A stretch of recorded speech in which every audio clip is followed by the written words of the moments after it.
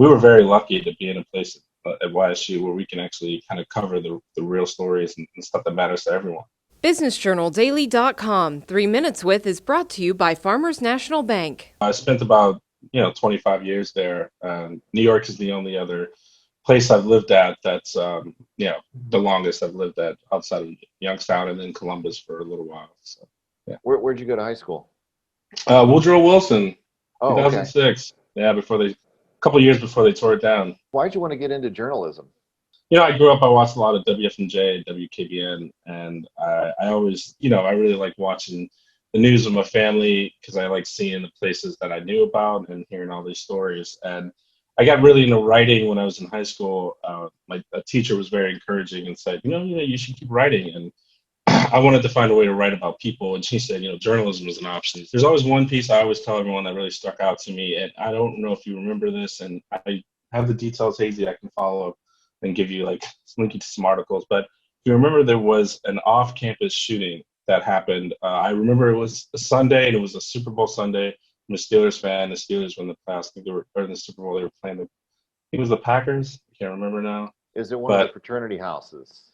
Yeah. So that Sunday, we like I said, we covered campus downtown. We covered a bunch of things. We did a lot of great stories. I did stories about the big downtown resurgence and all these bars when the Lemon Grove was really around and all of that stuff. So we had a very good pulse in that. And that Sunday we actually saw those, and we didn't know what was going on. The Jambar published at that time, Tuesdays and Thursdays. I think we didn't really do a lot of weekend stuff, but we started hitting word that that there was a lot of students involved in that, and that it was like a frat party, but it was off campus or something related to that. I was filming an interview with Doug Livingston, who was a reporter. He works for the Akron Beacon Journal now, but he was a reporter with us at the Jambar. We had found a kid who was there, and he was right next to where the shooting happened and where one of the students died. I think his name was Jamel, and that was the victim, and I can't remember his name. I can find it, but he just talked about it. I mean, he talked about everything that happened. He talked about how he was just at a party and it went out of control, and he broke down, and it was very emotional. And it was from a student newspaper's perspective, we didn't talk about this stuff that much. We talked about crime, we talked about these issues, but this was something very different. I still think about that story a lot because for me, it was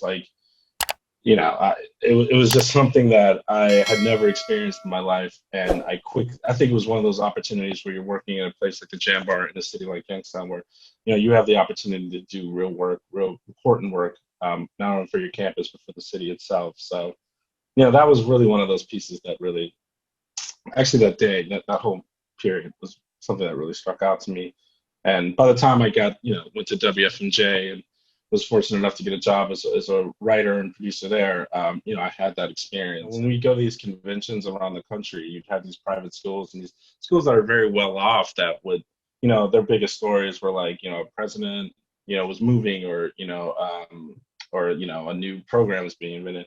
And we were telling them we're covering shootings, we're covering abrupt resignations, we're covering, dilapidated parking decks, but then also really amazing people coming to visit YSU, important speeches when Bob Woodward came and stuff like that. So I want to be able to talk to some of these students and say, I was a kid from the south side of Youngstown. I'm not like LeBron James or anything, but I never imagined. Yeah, exactly. I'm not the king, but I never really imagined myself to be in New York. I had a dream to tell stories the best way I can, and I did everything I could to do it. And YSU really opened that world up to me. Before I went to YSU, I only really knew the South Side. I didn't know, all these really interesting things about Youngstown and the world, really. I didn't travel too much. So I hope to be able to just inspire them to say, look at a young dude like me,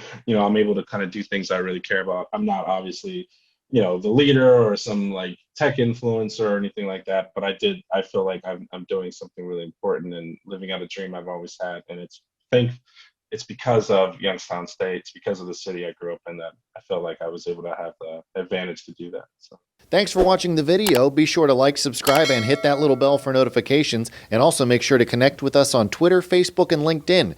For all of your business news, visit businessjournaldaily.com. For all of your arts and entertainment news, go to afterhoursyoungstown.com. BusinessJournalDaily.com. 3 Minutes With is brought to you by Farmers National Bank. I like a bank that's a pillar in my community. I like a bank so cutting edge, they have a lab branch. We are so alike. Well, we do both bank at Farmers National Bank. Farmers. Stand strong.